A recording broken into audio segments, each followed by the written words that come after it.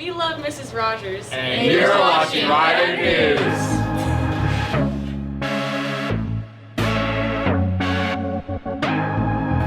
Rider News, got the brighter views, got the inside looks and the interviews. Every student better watch us, always moving, never stop us. One of the greatest, like a goddess, like a balloon, you'll never pop us. Everybody wanna get a love to us, ain't nobody ready for the package up. One of the greatest stations, we made it, don't ever hate it, don't stage it, cause we created the famous display of greatness. Superb, diamond display is the eagle, huge bird, yeah.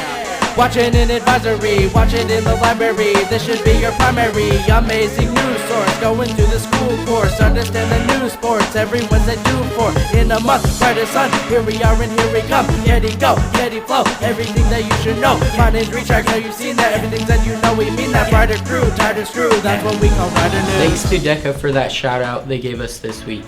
We hope you all are having a good week so far.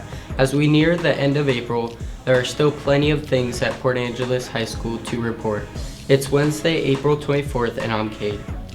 And I'm Jason. I hope you're excited because we got some great news stories for you this week. Lots of things are going on, like the upcoming Spring Masquerade Dance. The event is taking place at 8 p.m. to 11 p.m. in the high school gym on April 27th. If you're going, I hope you have some fun. Keep in mind, the Masquerade Dance is semi-formal and starts at 8 p.m. in our gym on April 27th. Now that you know everything about the spring dance, let's check out our SEL tip of the week. As our viewers know, we have a weekly segment from the school's counseling department. This week's SEL is with Mr. Logan. It's great that the counseling department does these segments to help students deal with stress and be more productive in school. These activities they provide are really helpful. Let's see what Mr. Logan has in store for us this week.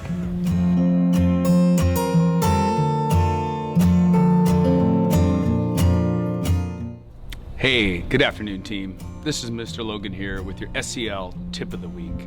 Now, I used to work outdoors with kids in a national park, and one activity I really like to do was to make a sound map. And how a sound map works is you find a nice, comfortable place to sit next to a nice, pretty spot, and listen for all the sounds around you. Now in my sound map, I drew myself in the middle. And what I'm gonna do is each sound that I hear, I'm gonna draw where I hear it at and how far away. So for example, I hear a bird off to my right, and I can write the word bird. Ooh, I hear some robins over here. Ooh, a tennis ball bouncing far off in the distance in front of me. Some shuffling of student feet.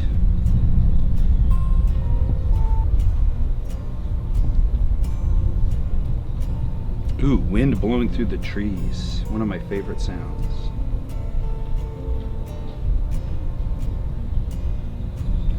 A bird off to my left, a nice robin.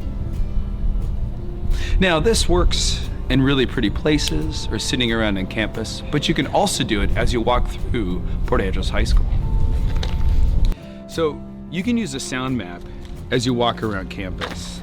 So sometimes, you leave math class and you're heading off to science, or you're leaving science and headed to English, and you need to clear your brain. Oftentimes I see students, they just plug into their headphones. And yeah, maybe that works. But if you want to really relax, you can walk around campus and really pick up the sounds as you move across our acres. We have birds out here, more birds, great time for birds. Oh, I hear another tennis ball way in the distance back over there.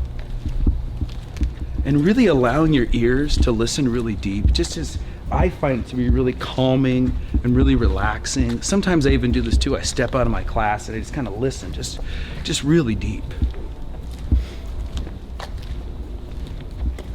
I definitely hear the hum of the lights in the building here. Sound like we're playing a movie in this far classroom. Oh, we got another robin off in the distance there with a winter wren. A hen of reeds.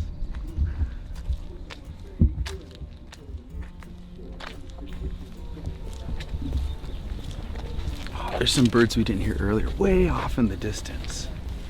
And I just feel like, sometimes if you don't need to listen to your music and you walk between classes, just open up your ears. Let the sounds relax you. And then when you get to your next class, you'll be able to perform at your highest level. Thanks a lot.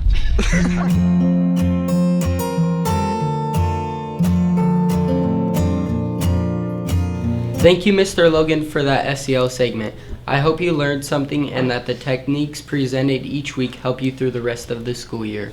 Are you interested in sports? Then the next segment may be for you. We've covered several school sports this year, and now we're going to show you a really fun one. Let's check out the soccer team.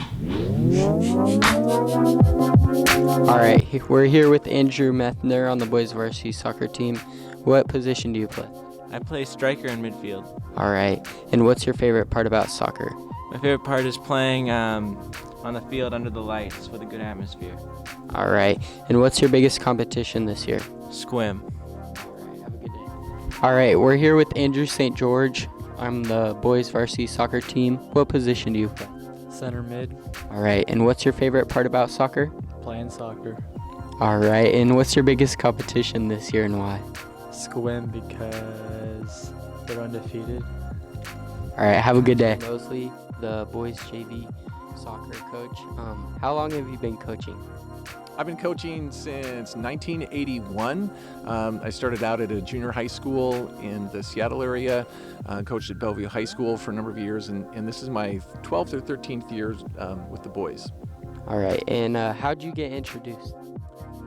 I got introduced to soccer in probably when I was 6 years old. There were some British engineers working for Boeing. They had come over to work on the SST program, and they brought soccer with them, and so started playing soccer when I was a little kid. All right, and who's your biggest competition this year and why? Biggest competition this year has been Squim. We won't talk about them though. Next biggest is North Kitsap. We beat them once, and then next week we're going to be beating them again. All right, thank you very much. Have a good day. Thanks to the soccer team for helping with that last segment. But our next segment highlights a prominent issue. That issue is vaping, but more importantly, vaping on school campus. The issue is getting worse, and we made an informational segment to tell you about the harmful effects of vaping. Let's check in with our next team to discuss this problem.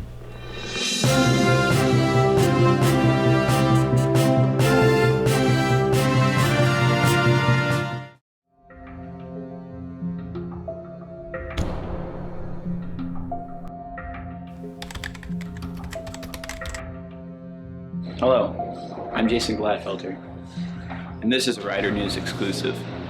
On what, you may ask? Well, there's a problem in our school, and that problem is vaping. We have 2 special interviews and 1 exclusive interview that goes into the mind of someone who vapes. So there's been a recent slogan going around with different vaping ad to like the truth ads. They say juuling is not cool, and do you believe that juuling is not cool? So, I'm a product of a different generation. And when I went to high school, smoking was cool, smoking cigarettes. And it was legal for kids. And we actually had smoking on campus, a spot, with teachers. Smoking at that time was considered safe and cool. And everybody on TV smoked, and everybody was sold cigarettes. And it took a whole generation of people a long time to fight with tobacco companies to expose the fact that they knew it was dangerous and they were selling us a bag of goods for all the time that they were doing it to make money. And I believe that this generation is having the same hoax perpetrated on them, that juuling is going to be found out to be, and vaping is going to be found out to be as dangerous for you physically, mentally, and that you will have long-term consequences to your cardiovascular system, that there will be cancer associated with it, greater risk of heart attack associated with it, and that you are pawns of the tobacco industry, as we were, and that those who do not learn from history suffer to, have to repeat it. So, Mr. Logan, what are your thoughts on vaping? Well, the basic gist is vaping is stupid. Vaping is dumb. Vaping is bad for you.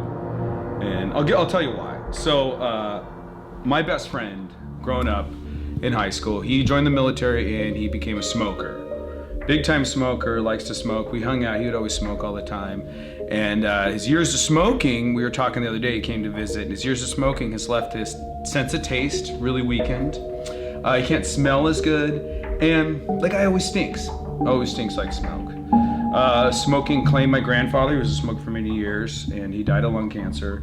So, and the research just shows that smoking is bad for your health. There's no way around it, it's bad for your health. Now, I think many students have the wrong impression that vaping is okay. It's not as bad as smoking. But recent research shows it is. It's just as bad as smoking. It doesn't have the tobacco, but it contains other carcinogens that are just as bad. For example, formaldehyde. So when you vape, you're inhaling formaldehyde, which is a carcinogen which gives you cancer. So you're injecting cancer into your lungs. This next interview is an insight of a student who vapes. We covered his face and modified his voice to conceal his identity out of the student's respect. Why did you start vaping? Well, the reason I started vaping is because I've seen like a lot of people doing it, and I just had a couple $100, so I went out and bought my mod. How long have you been vaping? I've been vaping since I was like, I've been vaping since I've been like 10? Yeah, just kidding, like 16. 16? No, 16. And do you drive and vape and stuff? Yeah. Yes, I do, and I guess it's really illegal. It's just as bad as smoking, like drinking and driving. And have you vaped on school premises before? No. You've never vaped on school premises? Yeah, like 6 times. Keep it hush.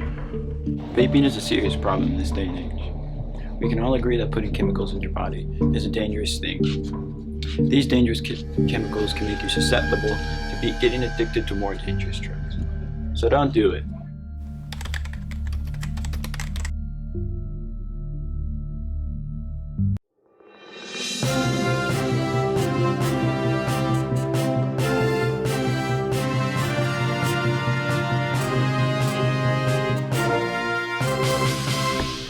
I hope you learned something from that last segment. Now we're going to move on to the most engaging of our segments, Question of the Month.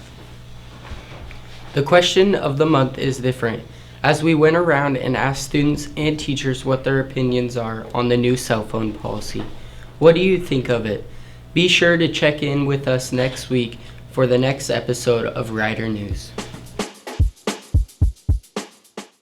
Okay, how do you feel about the cell phone rule? I think it's stupid. We should be able to have our phones. I don't know. Hey Jada, how do you feel about the phone policy? I think it's a smart idea because kids are like on their phone all the time, but I think like if there's downtime, then they can be on their phone. So I guess it's okay, but in some like inferences, it's not okay. How do you feel about the cell phone? I hate it. Why? Because I like my phone. Hey, so how do you feel? Well, I think the new cell phone policy is a great idea. In my 3 years of teaching, the evidence shows that most high schoolers don't know how to properly use their cell phone, and they use them in class, and it can be quite disruptive. And so I think this is a great policy to institute school-wide. As long as all the teachers doing it, I think it's a great idea. Hey Tyler, how do you feel about the cell phone policy? Okay.